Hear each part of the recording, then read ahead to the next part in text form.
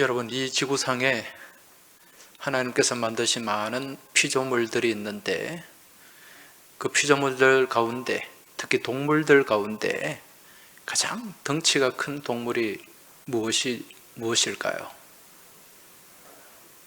가장 덩치가 큰 동물. 옛날에 멸종된 맘모스라는 동물이 있었다 그러죠.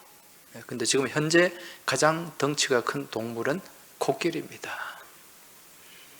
이 코끼리는 크게 아시아 코끼리, 아프리카 코끼리 이렇게 나뉘어지는데 아시아보다 아프리카 코끼리가 덩치가 더 크다고 합니다. 아시아 코끼리는 그 몸무게가 한 4톤, 5톤 정도 돼요. 근데 아프리카 코끼리 중에는 7톤이 넘는 그런 코끼리도 있다고 합니다. 7톤이라고 하면 우리 성인 남성들 몸무게를 한 70kg 전후로 간주했을 때 한 70배가 되는 그런 크기라고 할 수가 있겠죠. 이처럼 덩치가 크다 보니까 이 코끼리가 먹는 식사량도 엄청납니다. 한 끼를 먹는데 한 7, 80kg를 먹어 치운다고 그럽니다. 이렇게 많이 먹으니까 또 뭐가 많겠습니까? 배설물이 많겠죠. 한 번에 이 코끼리가 배설하는 이 배설물 양이 120kg가 넘는다 그래요. 그래서 이 코끼리를 사육하는 사육사가 가장 힘든 게 똥 치우는 일입니다. 그리고 먹을 것 갖다 주고. 우리나라에서는 잘 보기가 어렵습니다만은 동남아시아 쪽으로 가면 태국이나 이런 나라에 이 코끼리 공연하는 모습을 볼 수가 있습니다. 이 코끼리 공연을 보면은요, 그 동남아 사람들은 체격이 왜소하지 않습니까? 그래서 왜소한 조련사 앞에 이 덩치 큰 코끼리가 꼼짝을 못해요. 시키면 시킨 대로 철저하게 그렇게 복종을 합니다. 그렇다면 이들 코끼리가 어떻게 훈련받았기에 이처럼 조련사의 지시를 잘 따르는 것일까? 거기에는 이유가 있습니다. 이 동남아에서 코끼리를 이제 훈련시킬 때 파잔이라는 의식을 행하는데, 이 파잔이라는 의식은요, 태어난 코끼리가 일정 기간 어미 코끼리와 함께 지내다가 이제 새끼 코끼리를 데려와서 이제 밧줄로 다리를 꽁꽁 묶습니다. 내 다리를 꽁꽁 묶고 그리고 꼼짝을 못하게 해요. 그리고 이 조련사가 이 새꼬쟁이 같은 걸로 막 코끼리의 머리를 찌르기도 하고, 그리고 막 온갖 방법을 다 동원해서 코끼리를 학대하는 겁니다. 이게 한 일주일가량 지속이 된다 그래요. 먹을 것 주고 학대하고, 먹을 것 주고 학대하고, 꼼짝 못하게 만들어 놓고. 이제 그렇게 되면 이 코끼리가 어떻게 되는가? 먼저는 사람을 두려워하게 된답니다. 사람은 무서운 존재구나. 특히 자신 앞에서 그렇게 학대하는 조련사에게 더 공포심을 느끼게 되는 거죠. 그리고 또 하나는 한 일주일간 이런 파잔을 하게 되면 코끼리가 갖고 있는 야생성이 다 사라진다 그래요. 코끼리의 야성이 사라지게 되는 거죠. 그러니까 아주 순둥이가 됩니다. 이제 이렇게 파잔 의식을 치룬 코끼리는 이제 서커스단으로 넘어가게 되고, 거기서 이제 훈련을 받게 되는 거죠. 거기서 훈련 받을 때 또 이 코끼리의 발목에 밧줄을 감아 놓습니다. 밧줄을 감아서 단단한 이 고정된 말뚝이나 나무에 묶어두는 거죠. 그리고 훈련을 시키는 거예요. 그러면 이 새끼 코끼리는 이 묶인 밧줄에서 벗어나려고 발버둥을 치게 됩니다. 막 있는 힘을 다해서 거기서 벗어나려고 애를 쓰는 거죠. 그런데 이 코끼리의 힘으로는 그 밧줄을 끊을 수가 없습니다. 그렇게 애쓰고 발버둥 쳐보다가 어느 순간이 되면 포기를 하게 됩니다. 안 되는구나. 나는 이 밧줄에서 벗어날 수가 없구나. 이제 그런 생각을 갖게 되는 거죠. 이제 그 뒤부터는 어떻게 하는가? 이 코끼리를 밧줄에 묶어서 나무에 메어 놓지 않아요. 코끼리 발목에 밧줄만 하나 감아 놓으면 코끼리는 무슨 생각을 합니까? 내가 묶여 있다는 생각을 하게 되는 거예요. 나는 여기서 일정 거리만큼 벗어날 수 없다. 그 생각에 지배를 받게 됩니다. 그러면서 코끼리는 이 밧줄에 예속이 되어가지고 죽을 때까지 그렇게 살아가게 된다는 것입니다. 오늘 이 코끼리의 모습을 보면서 오늘 우리의 모습을 한번 생각해 볼 수가 있습니다. 우리 각자의 삶을 살아가면서 우리 자신도 모르는 우리를 묶고 있는 이 예속의 밧줄이 있다는 거죠. 나는 여기까지밖에 안 돼. 나는 여기서 벗어날 수 없어. 그런 생각에 지배를 받으면서 스스로를 한정하고 또 한계를 짓게 되는 것입니다. 여러분, 믿음은요, 이 밧줄을 끊어버리는 거예요. 나를 묶고 있고 나를 지배하는 그 밧줄에서 벗어나는 것입니다. 오늘 같이 말씀을 나누면서 지금 현재 여전히 나를 묶고 있고 나를 지배하고 있는 그런 예속의 밧줄이 있다면 과감하게 믿음으로 끊어버리고 주님과 함께 더 복된 길을 걸어가는 또 복된 믿음의 여정이 되길 주의 이름으로 축원합니다. 오늘 읽은 본문의 말씀은 이 사도 바울이 말년에 이제 로마 군인들에게 잡혀서 로마로 압송되는 과정을 오늘 말씀에 담고 있습니다. 지금 사도 바울이 로마 군인들 백부장에게 잡혀서 로마로 압송이 되는 거지요. 이 압송되는 과정을 보면 육로가 아니라 해로로, 해상으로 이동을 하고 있습니다. 그 당시 가장 안전하고 또 빠른 교통은 해상교통이었습니다. 배로 이동하는 거예요. 그래서 오늘 지금 이 바울 일행은 배를 타고 이제 이 팔레스타인의 가이사랴라고 하는 곳에서 이쪽에 이제 무라라는 곳을 거쳐서 또 배를 갈아타고 로마로 이제 가게 되는데 처음에 탔던 배는 이 아드라무테노라고 하는 배입니다. 그 당시에 이 배의 이름은 행선지에 따라서 이름이 이제 정해지게 됩니다. 이 아드라무테노라는 배는 소아시아 북쪽에 있는 아드라무테노라고 하는 항구로 가는 배, 그 배였던 거지요. 우리나라로 친다면은 부산에서 거제도를 가거나 제주도를 가면 제주도 가는 배는 제주도라는 이름이 붙게 되고 거제도로 가는 배는 거제도라는 이름이 붙게 되는 것입니다. 지금 이 아드라무테노는 소아시아 북쪽에 아주 큰 무역항이었어요. 이제 이 바울을 호송하는 이 백부장은 이제 그쪽으로 가는 배를 타고 아까 말씀드린 것처럼 무라라고 하는 항구에서 내려서 이제 이탈리아 로마로 가는 배를 갈아탈 계획을 갖고 있었습니다. 사도행전 27장 1절에 보면 이 백부장 율리오를 아구스도 대의 백부장이다, 그렇게 얘기를 합니다. 아구스도 대의 백부장. 여러분, 백부장은 몇 명의 부하를 거느린 사람입니까? 100명의 부하를 거느리고 지휘하는 사람입니다. 여기서 아구스도 대라고 하는 데는 이 말은 이 로마 황제 아우구스투스의 친위대라는 의미입니다. 로마 황제의 친위대. 여러분, 어떤 병사겠습니까? 아주 탁월한 병사들이죠. 정의 군인들입니다. 그리고 이 군인들을 지휘하는 백부장 또한 굉장히 탁월한 사람입니다. 이런 사람들이 지금 바울을 호송하고 있어요. 몇몇 죄수와 더불어서. 그럼 이 죄인들은 어떤 사람들일까요? 아주 중범죄인, 중범죄인인데 거기에 바울이 중범죄인 취급을 받고 있다는 것을 알 수가 있습니다.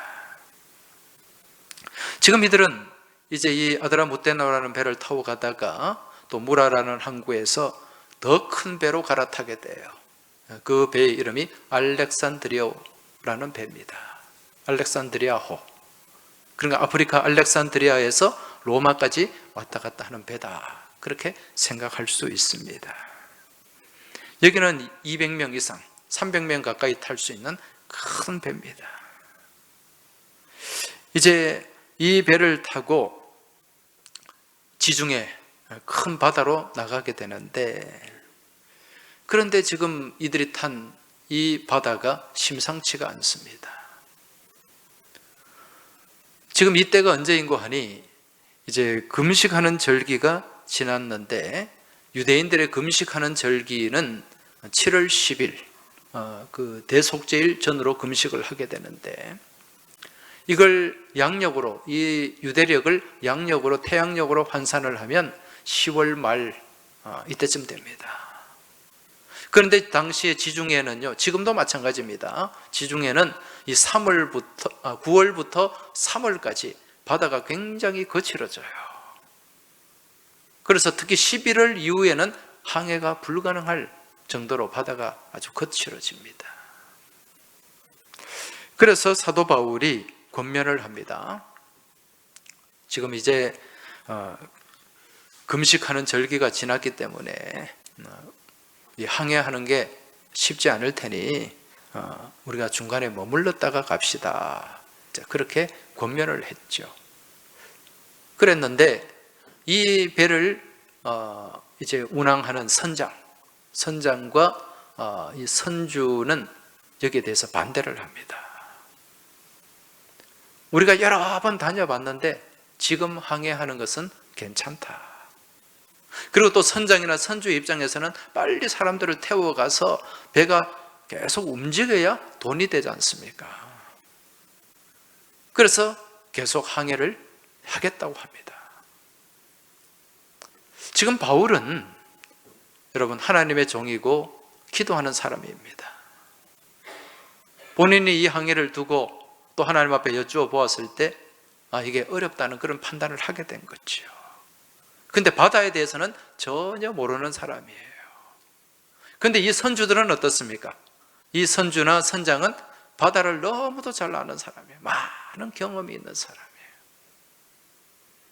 자, 이 두 가지 의견이 놓여졌는데 지금 이 백부장이 누구의 말을 들을까요? 여러분 같으면 누구의 말을 듣겠습니까? 제가 이 남목사가 이제 같이 배에 타고 있는데 제가 기도해 보니까 심상치 않습니다. 항해를 안 하는 게 좋겠습니다. 이 말을 하는 것과 또 이 배를 오랫동안 움직여온 선장이 괜찮습니다. 지금 항해도 아무 문제 없습니다. 이 말을 했을 때 누구의 말을 들을까요? 당연히 선장의 말을 듣죠. 선주의 말을 듣습니다. 무엇을 의지하고 있는 거죠? 이들의 경험과 이들의 지식을 의지하는 것입니다. 그랬더니 어떤 일이 일어났습니까? 유라굴로라고 하는 엄청난 광풍을 만나게 되고 이들이 지금 오랫동안, 며칠 동안 그렇게 고생을 하다가 죽을 고생을 하게 되는 그 사건을 우리가 보게 됩니다. 여러분, 오늘 우리가 이 모습을 보면서 지금 우리가 어떤 마음을 가지고 어떤 생각을 가지고 믿음의 삶을 살고 있는가 한번 생각해 볼 필요가 있습니다.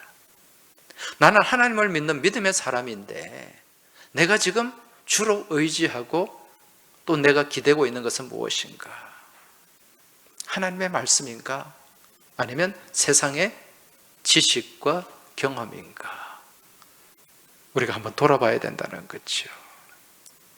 여러분, 우리가 믿음의 삶을 산다고 하면서 여전히 무엇을 많이 바라봅니까? 세상의 지식과 경험을 의지하고 바라볼 때가 많이 있습니다. 믿음은 뒷전으로 처지고 믿음이 보이지 않을 때가 많이 있다는 거죠. 여러분, 그런데 우리가 경험하고 우리가 알고 있는 지식이 과연 얼마나 될까요? 우리 인생이 70년, 80년 살다가 길면 90년까지 살 수 있는데 그 짧은 인생 가운데 우리가 경험할 수 있는 게 얼마나 되겠습니까? 또 인생 가운데 우리가 배울 수 있는 지식이 또 과연 얼마나 되겠습니까? 이 경험과 지식이라고 하는 것은 저기 부산 앞바다에 그 잉크 한 방울과 같은 거예요. 여러분, 우리가 살고 있는 이 대한민국, 부산, 넓고 큰 도시인 것 같지만은 세계 지도를 놓고 보면 보이지도 않아요. 아마 지금까지 평생을 살면서 이 부산을 떠나지 않고 또 이 경남 지역을 떠나지 않고 여기에만 사신 분들이 많이 계실 거예요. 이 좁은 땅에서 우리가 살면서 경험할 수 있는 경험이 과연 얼마만큼 되며 우리가 터득할 수 있는 지식이 과연 얼마만큼 되겠냐는 것입니다. 여러분, 우리 하나님은 그 지식이 무한하신 분입니다. 우리 하나님은 광대하신 하나님이에요. 온 우주에 편만하신 하나님입니다. 여기에 우리 조그만 경험과 지식을 가지고 하나님을 판단하고 하나님을 생각하고 하나님이 있다는 둥 없다는 둥 그렇게 얘기한다는 것, 이게 얼마나 어리석은 것인지 모릅니다. 바라기는 이 자리에 계신 우리 모든 믿음의 교우들은 자기가 배우고 자기가 경험한 그 지식과 경험을 따라가기보다도 하나님의 가르침과 하나님의 말씀의 인도하심에 순복하는 믿음의 지혜를 소유하시길 주의 이름으로 축원합니다. 우리가 늘 예배 마치고 파송의 찬송 같이 찬송하지 않습니까? 주님 말씀하시면 내가 나아가리다. 그리고 주님 뜻이 아니면 내가 멈춰서리다. 여러분, 우리가 그저 습관적으로 반복하는 말이 아니라 이 고백이 우리의 믿음의 삶이 될 수 있길 주의 이름으로 축원합니다. 지금 이들은요, 이 주의 종 사도 바울의 말을 신뢰하기보다도 경험이 많은 이 선주와 선장의 말을 믿고 그렇게 바다로 나갔다가 큰 광풍, 유라굴로라고 하는 광풍을 만나게 되고 그로 인해서 그 배 안에 있던 많은 것들을 다 바다에 던지게 됩니다. 지금 이 사람들은 이 알렉산드리아와 로마를 왔다 갔다 하면서 무역을 하고 많은 물건들을 사가지고 또 이것을 팔아가지고 참 부자가 되겠다는, 잘 살아보겠다는 그런 꿈을 가지고 있던 사람들이었어요. 근데 그 광풍 앞에 아무 소용이 없었던 거죠. 그걸 다 내던지고 14일 동안 해도 별도 보이지 않은 그런 암흑 가운데 지냈다, 그렇게 말씀합니다. 이렇게 계속 풍랑이 치고 그렇게 죽음의 위기에 내몰리는 가운데 구원의 여망이 보이지 않았다. 다 이제 죽었다는 그런 생각을 했다는 거죠. 이제 10나흘째 되는 날, 그날 밤 이제 풍랑이 좀 가라앉고 바다가 조용해집니다. 그리고 이 배가 서서히 어느 섬, 이제 땅 가운데, 육지 가운데 이제 가까워지고 있었던 거죠. 그때 선원들이 어떻게 합니까? 이 선원들이 이제 바다의 깊이를 재어봅니다. 물의 깊이를 재어봤더니 처음에는 20길이 되었는데 조금 뒤에 재어보니까 15길 정도로 바다가 많이 얕아졌습니다. 그때 이제 이들이 어떤 행동을 하는가? 이 배에 배에 고물이 있고 이물이 있죠. 고물은 뒷부분이고 이물은 앞부분입니다. 배의 고물에 닻을 4개를 몰래 내리고 날이 새기를 기다리고 있었어요. 그리고 날이 밝아오니까 이제 이물, 배의 앞부분에 닻을 내리는 척 하면서 무엇을 바다에 내려놓으려고 했던가? 바로 거룻배라고 하는 배를 바다에 내려놓으려고 했습니다. 이 거룻배는 큰 배, 큰 범선에 이제 무슨 일이 생기면은 이제 비상탈출용으로 소위 말하는 구명정이라고 생각하시면 돼요. 그 배를 내려놓고 이 선원들이 몰래 자기들끼리만 탈출하려고 했던 거죠. 그런데 이걸 바울이 보게 됩니다. 그리고 이제 이 백부장과 군인들에게 말을 하면 어떤 말을 했냐면은 저 거룻배의 거룻줄을 끊어버려라. 거룻줄을 끊으라는 거예요. 여러분, 이 거룻줄은 무슨 거룻줄인가? 자기만 살려고 하는 이기심의 거룻줄이었습니다. 다른 사람은 몰라도 내만 살면 된다는 그 욕심의 거룻줄, 즉 그걸 끊으라고 하는 거예요. 그리고 다시 거룻배를 배로 올려버렸습니다. 여러분, 오늘 우리가 이 바울을 통해 끊는 거룻줄, 이 거룻줄을 보면서 오늘 우리가 믿음의 삶을 어떻게 살아내야 하는가, 이걸 생각할 수가 있습니다. 여러분, 교회 공동체는 한 배를 탄 사람이에요. 구원의 방주라고 하는 배를 타고 같이 항해하는 사람입니다. 그렇게 항해하는 가운데 우리가 끊어버려야 할 것도 있고요, 우리가 나아가야 할 방향성도 있다는 것을 우리가 알아야 됩니다. 여러분, 교회 공동체는 함께 가는 공동체죠, 그렇죠? 나만 잘 되고 나만 잘 살려고 해서는 안 된다는 거예요. 믿음 안에서 모두가 잘 돼야 됩니다. 모두 함께 나가는 공동체예요. 나만 구원받고 상대는 구원받지 못하는 그런 이기심의 지배를 받는 공동체가 아니라 우리 모두 은혜 받고 말씀 안에서 구원받는 구원의 길을 걸어가야 된다는 것입니다. 그러기 위해서는 우리가 끊어버려야 될 게 있어요. 그게 무엇입니까? 나만 잘 되고 나만 잘 살면 된다는 이기심의 거룻줄입니다. 헛된 욕심의 거룻줄이라는 거예요. 여러분, 우리가 이 거룻줄을 끊고 이 교회가 나가야 될 방향성을 올바로 확인을 해야 됩니다. 여러분, 이 교회라고 하는 이 큰 배, 구원의 배는 머물러 있어서는 안 되죠. 어디를 향해 나가야 됩니까?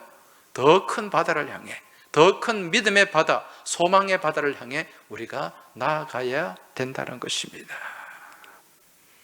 여러분, 하나님께서는 우리 항서 공동체를 이제 이 구원의 방주되는 항서교회에 태워주셨어요. 여러분, 여기서 이 구원의 방주 가운데서 우리가 끊어야 할 것 다 끊어내야 될 줄로 믿습니다. 오늘 우리 서영태 장로님 기도하셨습니다마는 끊어야 할 것 끊어내야 한다고 기도했지 않습니까? 우리의 헛된 욕심도 끊어야 되고요, 우리의 죄의 모습도 끊어야 되고, 하나님 앞에 올바르지 못한 그런 삶의 모습도 끊어내야 됩니다. 이게 우리가 끊어내야 될 거룻줄이라는 것입니다. 그리고 우리는 계속해서 그 배에 그냥 머물러 있어 그 자리에 있는 것이 아니라 더 먼 바다를 향해서, 소망의 바다, 은혜의 바다를 향해서 우리가 항해를 해야 된다는 것입니다. 나를 구속하고 나를 예속하는 그러한 밧줄도 우리는 끊어내야 됩니다. 지금 우리가 20일간 다니엘 기도회를 했지 않습니까? 다니엘 기도회를 하면서 시간 아마 우리 교우들 많은 은혜를 받으셨을 것입니다. 여러분, 그런데 우리가 그 은혜를 받고 그 은혜가 삶으로 이어지지 않으면 안 돼요. 다시 말씀드리면 여전히 나를 예속하고 있는 밧줄들이 있는데, 그 거룻줄들이 있는데 여기에 매여서 지내면서 그걸 끊지 못하고 거기에 속박되는 삶을 살아서는 안 된다는 것입니다. 이걸 끊어내고 우리는 어디를 향해 가야 된다? 믿음의 바다를 향해 나아가야 된다는 것입니다. 지난 수요일에 우리가 또 이 간증을 들었는데, 그때 수요일에 간증했던 사람이 누구냐면은 최영환 대표라는 사람입니다. 이 사람은 한동대학을 나왔죠. 우리 부산 영도 출신이에요. 이 사투리도 심하고 말도 잘 못하고 대인기피증도 있는 사람이 정말 그 어려운 난관들을 이제 뚫고 전국 대학생 토론대회에서 최우수상까지 받는 그런 일들이 있었는데, 이제 이분이 전한 그 메시지가 제목이 아웃 오브 보트예요. 보트 밖으로 나오는 거죠. 배 밖으로 나오는 것입니다. 이 베드로의 믿음, 물 풍랑 가운데서 주님을 바라보고 자기가 머물러 있던 그 보트에서 나와서 비록 물에 허우적거렸지만 그 가운데 건져주시는 하나님의 은혜를 체험한 그 말씀을 보면서 본인이 많은 감동과 은혜를 받았다는 거죠. 그래서 이 최영환 대표가 이제 대학을 졸업하고 이제 미국을 가게 됩니다. 이제 이 청년이 하나님을 깊이 만나고 난 뒤에 하나님의 선한 가치를 추구하는 그런 믿음의 삶을 살겠노라는 결단을 하고 미국 뉴욕으로 가게 됩니다. 뉴욕에 가서 거기서 국제기구를 만들어요. 어려운 나라들을 돕는 그런 국제기구를 만들어서 어디로 가는가? 아프리카 케냐로 가게 됩니다. 정말 거기는 마실 물도 없고 먹을 것도 제대로 없는, 그리고 또 애들 교육도 제대로 되지 않는 그 땅에 가서 이제 사람들에게 희망을 심어주는 거죠. 그 희망을 심어주기 위해서는 애들을 가르쳐야 된다. 그리고 그 아이들을 가르치면서 그림을 그리게 했는데 그 그림이 희망을 심어주는, 희망을 주제로 한 그림들이었어요. 그리고 그 그림을 가져와서 뭐 애들 그림인데 이 그림을 이제 미국의 뉴욕에서 전시회를 했는데 이게 속된 말로 대박이 난 거예요. 그리고 이 아이들의 그림을 가지고 그 아이들의 이야기를 가지고 이제 미국의 유명한 패션 그룹과 협업을 했고, 그리고 그 그림을 가지고 셔츠를 만들고 가방을 만들었어요. 그리고 이걸 미국 뉴욕 맨하탄 그 타임스퀘어 거기에서 일주일 동안 전시회를 가질 기회를 얻었습니다. 여러분, 이 타임스퀘어는 미국의 뉴욕의 심장이라고 할 수 있는 지역입니다. 거기에 연인은 한 4천만 명 이상이 거의 몰리는 거예요. 1년. 4천만 명이 우리나라 인구와 비슷하지 않습니까? 그러면서 많은 사람들에게 알려지게 되었고, 그리고 이제 이 티셔츠와 가방 만든 이걸 이제 미국의 160개가 넘는 매장에 또 전시하고 판매를 할 수 있었는데 그게 불티나게 팔려나가는 거죠. 그리고 이제 그 자금을 가지고 또 그 아이들에게 희망을 주는, 또 사람 살리는 일들을 할 수 있었다는 것입니다. 지금 이 청년은 자신이 타고 있는 그 보트에 안주하지 않고 그 보트에 매여 있지 않고 믿음을 가지고 그 보트 밖으로 나아갔다고 고백하고 있습니다. 그랬더니 하나님께서 도와주시고 하나님께서 이끄시는 놀라운 일들을 경험하게 되고, 그리고 거기에서 정말 하나님께 아름답게 쓰임받는 선한 영향을 드러내는 그런 일들을 감당할 수 있었다는 거죠. 사랑하는 교회 여러분, 지금 오늘 우리가 이 말씀을 보면서 우리의 모습을 한번 돌아봐야 됩니다. 지금 여기서 제가 부탁드리고 싶은 것은 이 말씀에서 헷갈리지 마시기 바랍니다. 무슨 얘기냐? 그럼 배 안에 머물러 있어야 되나? 아니면 배 밖으로 나가야 되나? 여러분, 그릇줄을 끊으라는 것은요, 내 이기심의 그릇줄을 끊으라는 거예요. 내 헛된 욕망의 그릇줄을 끊으라는 거예요. 그리고 우리 교회 공동체는, 우리 그리스도인은 한 곳에 머물러 있어서는 안 됩니다. 고인물이 되어서는 안 돼요. 어디를 향해 나가야 됩니까? 세상을 향해 거룩한 영향, 선한 영향을 나타내며 흘러가야 돼요. 우리가 탄 이 구원의 방주 항석교회는 소망의 바다를 향해 나가야 됩니다. 믿음의 바다를 향해 나가야 됩니다. 무엇을 끊어버리고? 우리를 묶고 있는 밧줄을 끊어버리고 그렇게 나가야 되는 거예요. 그렇다면 지금 나를 묶고 있는 밧줄은 무엇인가? 이미 하나님께서는 우리를 묶고 있는 밧줄을 끊어주셨는데 여전히 나는 그 밧줄에 예속되어 있지는 않은가? 한번 생각을 해봐야 돼요. 앞서 제가 코끼리 말씀을 드렸지 않습니까?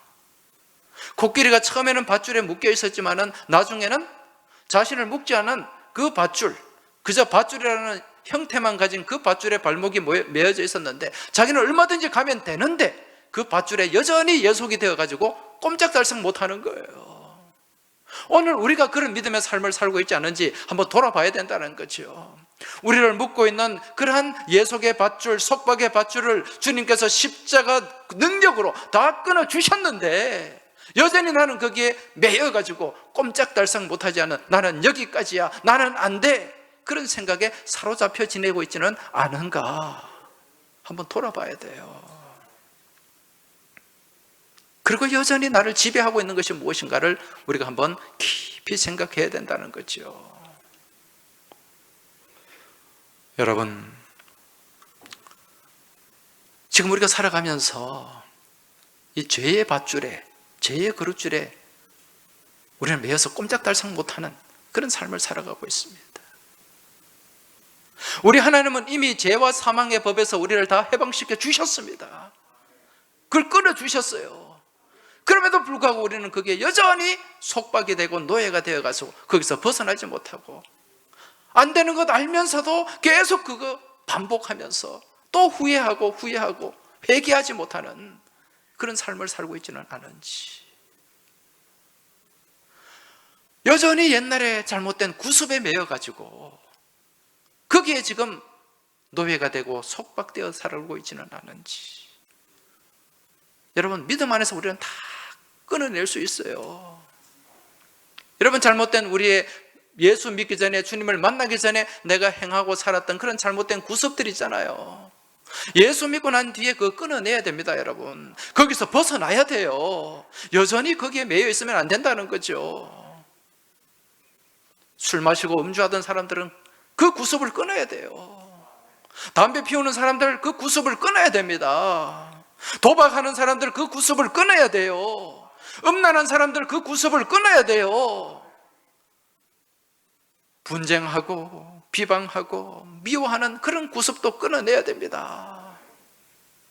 이미 하나님께서는 십자가 능력으로, 보혈의 권세로 다 끊어주셨는데 우리는 여전히 거기에 매여가지고 꼼짝달싹 못하는 그런 어리석은 삶을 살고 있지는 않은지 우리가 한번 깊이 돌아봐야 된다는 것입니다.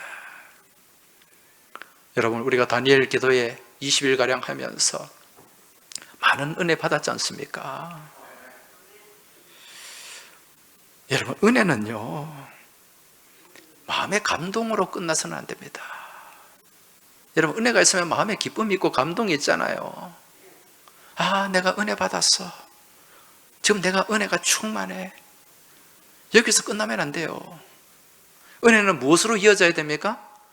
삶으로 이어져야 됩니다. 이게 진짜 은혜인 줄 깨달으시기 바랍니다. 이게 살아있는 은혜인 줄 깨달으시기 바랍니다. 여러분, 받은 은혜 감동으로 끝내지 마시기 바랍니다. 내 삶을 움직이시기 바랍니다. 이미 우리 주님께서는 내 그릇줄을, 내 속박의 밧줄을 끊어주셨어요. 여러분, 거기서 자유하시기 바랍니다. 매여있지 마시기 바랍니다. 그리고 은혜의 바다를 향해, 소망의 바다를 향해 힘차게 나아가시길 바랍니다. 그러면 정말 우리 하나님 부어주시는 놀라운 은혜의 세계를 우리가 경험하게 될 줄 믿습니다. 하나님께서 역사하시는 놀라운 믿음의 세계 가운데 능력 있는 삶을 우리가 살아가게 될 줄 믿습니다. 이번 한 주간 여러분, 더 깊은 바다를 향해 항해하시기 바랍니다. 더 큰 소망의 바다, 더 아름다운 믿음의 바다를 향해 나아가시기 바랍니다. 내가 끊어야 할 것 끊어버리고 더 복된 믿음의 여정을 걸어가는 여러분과 저의 복된 삶이 되길 주의 이름으로 축원합니다. 하나님 아버지,